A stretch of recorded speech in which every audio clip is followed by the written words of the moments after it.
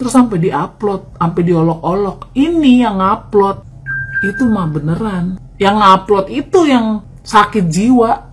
Lu nggak punya otak ya? Ibu orang lain lu share sampai segitunya. Kisah hidup Reza Gladys kembali menyita perhatian publik, bukan karena prestasinya di dunia medis, melainkan karena keberaniannya membuka luka lama yang selama ini ia simpan rapat. Reza Gladys akhirnya buka suara mengenai kondisi ibunda tercintanya yang mengalami gangguan jiwa. Ia tidak menutupi atau menyangkal hal tersebut, justru mengungkapkan rasa bangga karena telah dilahirkan oleh sosok luar biasa yang telah membesarkannya. Dalam podcast Denny Sumargo, Reza Gladys mengungkap bahwa sang ibu pernah mengalami depresi berat sejak dirinya kecil. Kala itu ia tinggal bersama kakek dan neneknya, sementara sang ibu harus berjuang sendirian menyekolahkan anak-anaknya setelah bercerai dari sang ayah. Reza Gladys menyadari bahwa ibunya mengalami depresi, namun dirinya belum memahami kondisi itu karena masih kecil. Meskipun kondisi mentalnya terus menurun, sang ibu tetap bertahan dan berjuang keras demi masa depan anak-anaknya, termasuk agar Reza Gladys bisa menyelesaikan pendidikan kedokteran. Perjuangan itu pun berlanjut ketika Reza Gladys hendak menikah, di mana ibunya sudah tidak bisa menjadi wali dan akhirnya kakek neneknya yang menikahkannya. Keadaan ibunya semakin parah hingga membuat sang suami memutuskan berhenti kuliah demi membiayai pendidikan Reza Gladys. Reza Gladys mengaku kondisi sang ibu sempat membaik meski tetap memerlukan kesabaran ekstra, apalagi saat konflik dengan Nikita Mirzani sempat membuat mental ibunya kembali drop.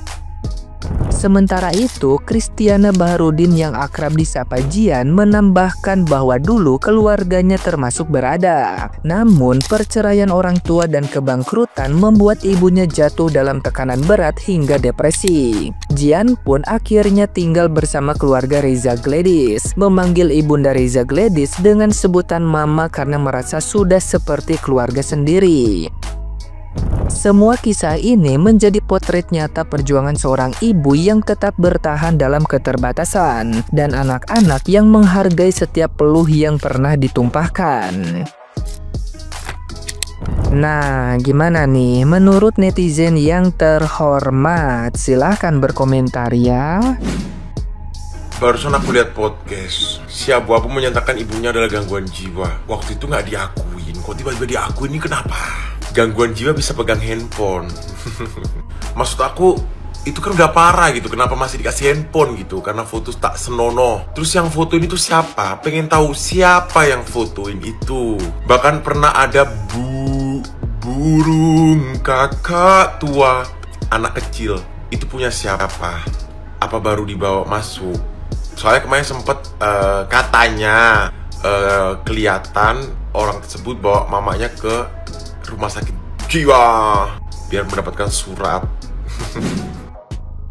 Halo guys, tadi aku habis lihat podcast Denny Sumargo ya, sama Reza Gladys, sama Fitri juga ada di situ gitu ya.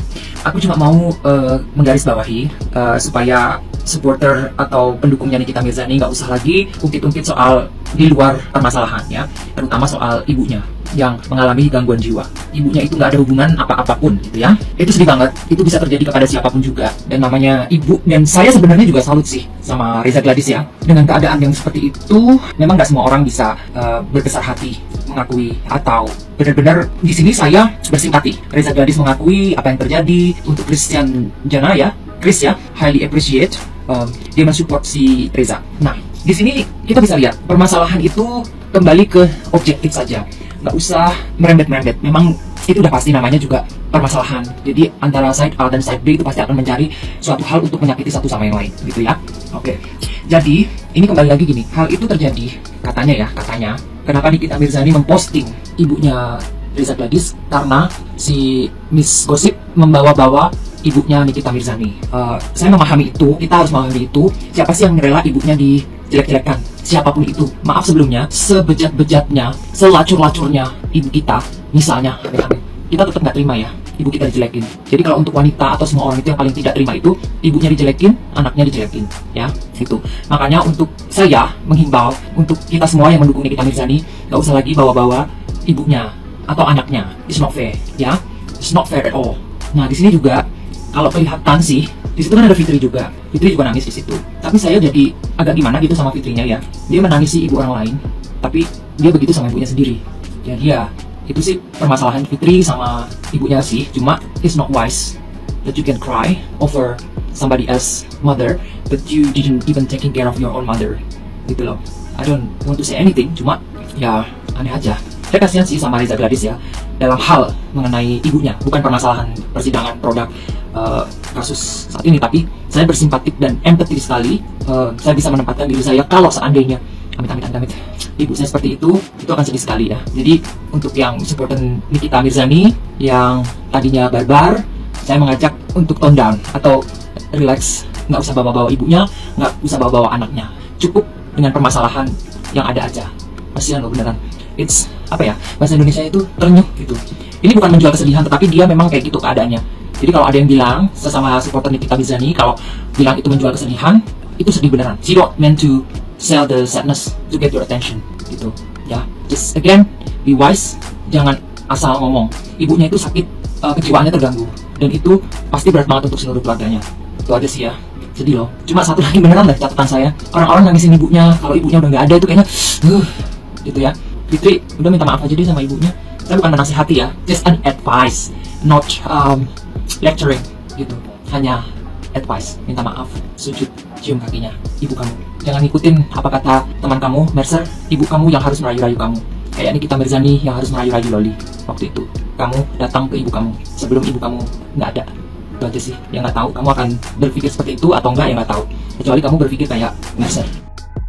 Dr. Reza Gladys menangis di podcastnya Denny Sumargo, dan kali ini gue iba ngelihatnya. Nangisnya ada dua sesi sebenarnya. Yang pertama pada saat Kak Fitri ngomong, yang kedua pada saat ngomongin ibunda dari Dr. Reza. Sepertinya ini adalah momen pertama kalinya Dr. Reza membahas mengenai ibunya. Kemarin sempat viral akun di FB yang diduga adalah ibunda dari Dr. Reza, dan ternyata betul itu adalah ibunda dari Dr. Reza. Di sini gue lagi nggak bahas mengenai konflik skincare ya, melainkan gue miris banget kenapa zaman sekarang banyak sekali orang yang memiliki mental pembuli. Yang bikin sedih di sini adalah Dr. Reza menjelaskan bahwasannya ibunya ini sudah semakin membaik, tapi dikarenakan kasus yang kemarin yang dimana foto-foto dan video lamanya tersebar, itu akhirnya ibunya terkena mental lagi. Maksud gue gini loh ya guys, semua orang di dunia ini berbuat salah, entah itu kriminal dan lain sebagainya, tapi betapa sakit hatinya ketika kita yang bikin salah malah orang tua kita yang terkena, malah orang tua kita yang disebar aibnya. Gua pertama kali ngeliat akun lama ibunya Dr. Reza ini, gue langsung bikin VT dan gue bilang kayaknya orang ini ada gangguan jiwa dan dia memerlukan bantuan. Tapi banyak sekali orang-orang di luar sana, entah itu buzzer atau bukan, yang malah menggoreng-goreng aib dari ibunya Dr. Reza. Banyak juga yang memberikan tanggapan, ya lagian siapa suruh posting foto dan video seperti itu. Hey, namanya orang memiliki gangguan jiwa, dia melakukan hal tersebut secara tidak sadar, bahkan dia tuh lupa sama akun Facebooknya itu, dia udah lupa passwordnya. Dan terakhir ya guys, dari gue banyak yang bilang, loh siapa suruh Miss Gosip duluan yang nyenggol-nyenggol orang tua dari yang sebelah. Gue kasih tahu ya, yang nyenggol itu kan adalah Miss Gosip. Walaupun mungkin kalian berpikiran, oh Miss Gosip ini kan buzzernya DRG dan lain sebagainya, belum ada bukti validnya, dan DRG-nya sendiri tidak ada sama sekali menyenggol sampai ke ranah pribadi. Dan di sini please don't get me wrong, gue bukan buzzer, gue tidak mendapatkan kucuran dana sama sekali dari pihaknya DRG dan lain sebagainya. Fokus gue hanya di pembulian orang tuanya. Masalah konflik hukum, masalah skincare udah gue nggak ikutan. Tolong guys, stop menormalisasikan yang namanya pembulian. Maksudnya kita semua di sini punya orang tua, kita semua di sini punya yang namanya ibu. Gimana perasaan kalian ketika ibu kalian nih, walaupun kalian yang salah, tapi ibu kalian yang ternyata digrogotin, ditelanjangi aibnya, gimana perasaan kalian? Kalau kata gue mah ya, orang yang mau ngejatohin orang lain, ya udah dengan berbagai cara, sampai akhirnya pakai cara dengan mengupload ibunya yang depresi, ya, yang mengalami gangguan jiwa gitu, terus sampai diupload, sampai diolok-olok. Ini yang ngupload itu mah beneran, yang ngupload itu yang sakit jiwa. Lu nggak punya otak ya? Ibu orang lain lu share sampai segitunya. Lu nggak punya cara lain gitu selain cara jahat kayak begitu. Lu tuh ibu juga nyet. Kalau tiba-tiba lu gila nanti, terus foto lu, kondisi lu di-share sama orang lain buat ngejatuhin anak lu, gimana? Lu tuh manusia masa nggak punya perasaan? Otak lu di mana pada? Lu tuh jahat semuanya.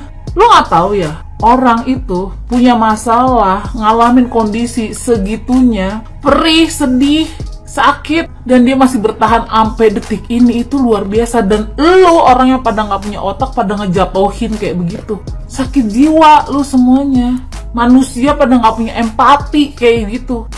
Ngapain lu pada hidup? Bagus lu nggak ngalamin punya ibu yang punya gangguan mental. Bagus hidup tuh jadi manusia aja lah. Heran banget gua. Ampe nih manusia kagak punya otak, ampe parodiin kondisi ibunya yang udah di-share sama orang-orang yang nggak punya otak ini. Manusia macam apa lu pada, gue tanya?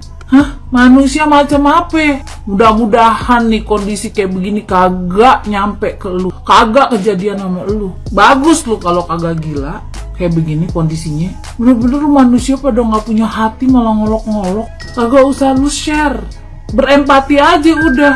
Sampai segitunya lu mau jatuhin orang. Masalah apa lu semuanya pada hidup pada jahat kayak begitu? Heran banget.